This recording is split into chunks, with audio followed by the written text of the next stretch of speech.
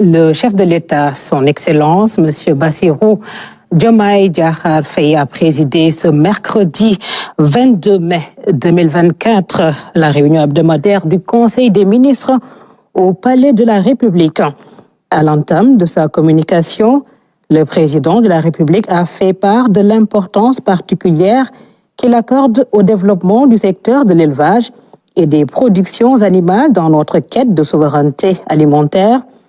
Le chef de l'État a félicité les éleveurs, les opérateurs privés du secteur et les services de l'État pour leurs actions résolues et engagées dans l'autonomisation du Sénégal en moutons,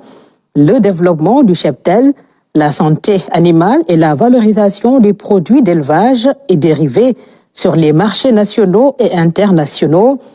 Le président de la République a demandé au Premier ministre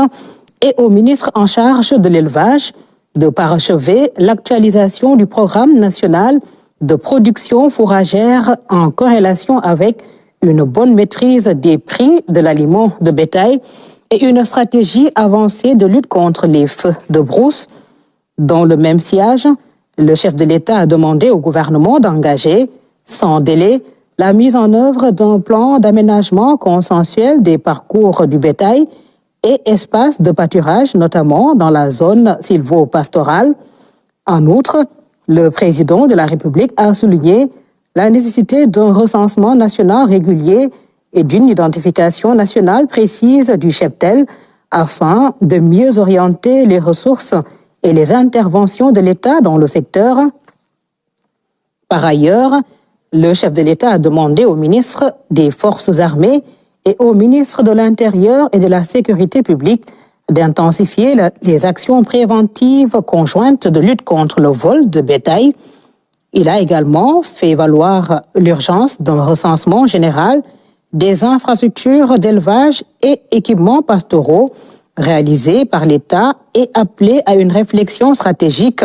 sur leur mode d'exploitation et d'entretien au profit des acteurs du secteur. Le président de la République a invité le ministre en charge de l'élevage, en liaison avec le ministre de l'Industrie et du Commerce, à soutenir le développement des filières avicoles, viande et lait de notre pays et favoriser la consommation des productions animales nationales. Dans cet esprit, il a sollicité la révision du cadre d'intervention du Fonds de stabilisation FONSTAB, dont les dotations financières et les critères d'attribution doivent être évalués et réorientés. Le chef de l'État a aussi demandé au gouvernement de veiller au renforcement des ressources humaines spécialisées du secteur de l'élevage et de poursuivre sans relâche les campagnes nationales de vaccination du cheptel, les actions de promotion de la santé animale et la recherche en matière d'amélioration des races bovines, évoquant l'autonomisation et la promotion économique des femmes. Le président de la République a rappelé que le projet d'un Sénégal souverain, juste et prospère accorde une importance primordiale aux femmes et à leur rôle déterminant dans la consolidation de la famille, du développement économique et du renforcement des solidarités dans notre société.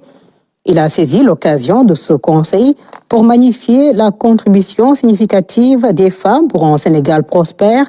dans la justice sociale. Sur cette lancée, le chef de l'État a demandé au gouvernement de procéder à un audit des mécanismes et instruments de promotion économique et sociale des femmes et l'actualisation des plans, stratégies et actions destinés au renforcement de leur autonomie. Dans cette dynamique, le président de la République a invité le gouvernement à préparer, en accord avec l'ensemble des organisations féminines du Sénégal, un projet de loi d'orientation sur l'autonomisation économique durable des femmes. Enfin, au titre de son agenda diplomatique, le chef de l'État est revenu sur les visites d'amitié et de travail qu'il a effectuées au Nigeria et au Ghana, respectivement les 16 et 17 mai 2024. Dans sa communication au Conseil, le Premier ministre est revenu sur les priorités gouvernementales. À cet égard, il a donné aux ministres concernés des orientations en vue de la réduction du train de vie de l'État avec notamment les démarches à entreprendre pour la récupération de son patrimoine foncier et bâti cédé à des privés dans des conditions irrégulières, alors que des services administratifs font recours à la location.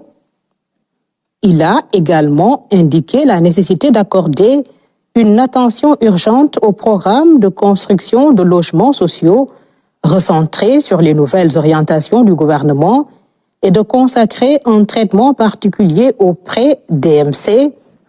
Le Premier ministre a en outre évoqué les diligences relatives au réexamen de certaines conventions, notamment dans les secteurs miniers, pétroliers et halieutiques, ainsi que la revue des finances publiques sur la période allant du 1er janvier 2019 au 31 mars 2024. Il a rendu compte au Conseil des premiers résultats des concertations en cours avec les parties prenantes sur la réduction du coût de la vie pour les produits de première nécessité et les services de connexion à l'Internet. Le Premier ministre a fait part des conclusions des conseils interministériels consacrés à la prévention et à la gestion des inondations, ainsi qu'à la préparation des examens et concours au titre de l'année scolaire 2024. Il a également annoncé le programme des prochaines rencontres interministérielles sur le secteur de l'hydraulique, les infrastructures maritimes et portuaires, ainsi que sur la prévention et la sécurité routière. Le Premier ministre a demandé aux ministres et secrétaires d'État de proposer les mesures et ajustements à envisager à l'issue de la réalisation de l'état des lieux, des programmes et projets du capital humain et des ressources budgétaires trouvées dans leurs ministères respectifs à leur prise de fonction. Enfin, le Premier ministre a partagé avec le Conseil les orientations qu'il compte imprimer à la relance du service civique national. Au titre des communications des ministres. Le ministre de l'Énergie, du Pétrole et des Mines a fait une communication sur l'état d'avancement des projets pétroliers et gaziers d'une part et d'autre part sur l'exploitation des phosphates de Ndendori Wali Diala. Le ministre de la Jeunesse, des Sports et de la Culture a fait une communication sur la situation du programme Réun Dawi et sur l'état de construction des maisons de la jeunesse et de la citoyenneté. Et le secrétaire d'État aux coopératives et à l'encadrement paysan a fait une communication sur la préparation de la campagne de production agricole 2024. Du Conseil des ministres avec Aram Dawa.